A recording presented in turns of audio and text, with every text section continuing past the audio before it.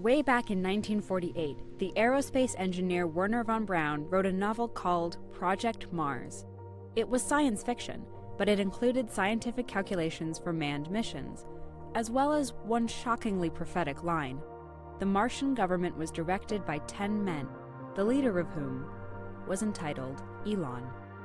70 years later, Elon Musk is among the billionaires reviving rocketry in the private sector, building on more than a century of scientific advancements as we ponder living in space. Primitive rocket technology dates back to ancient times, with evidence that the Chinese launched colorful displays in the 1st century. But the modern spaceflight rockets we think of today owe their beginnings to 3 men considered the fathers of rocketry. In 1903, Russian Konstantin Tsiolkovsky published what is now known as the rocket equation, involving calculations related to rocket speed, mass, propellant, and more.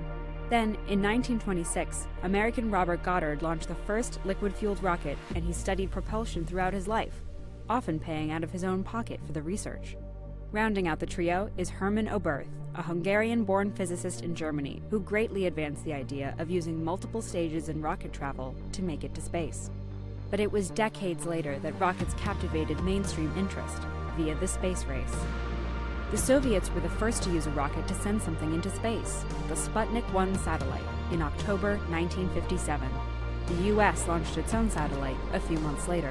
In 1961, cosmonaut Yuri Gagarin became the first human in space, and in 1969, the Americans landed on the moon. During that decade, rockets were also used to send crafts to explore the solar system. Starting in 1981, NASA ran its space shuttle program for decades, sending humans to space for missions, as well as satellites for many purposes, including military. But NASA's program didn't achieve the low-cost access to space as once hoped, and the massive price tags played a huge role in ending the space shuttle program in 2011. Federal funding had fizzled out, but the private sector was about to take over the world of rockets and spaceflight, thanks to billionaires sending their sights far past the moon.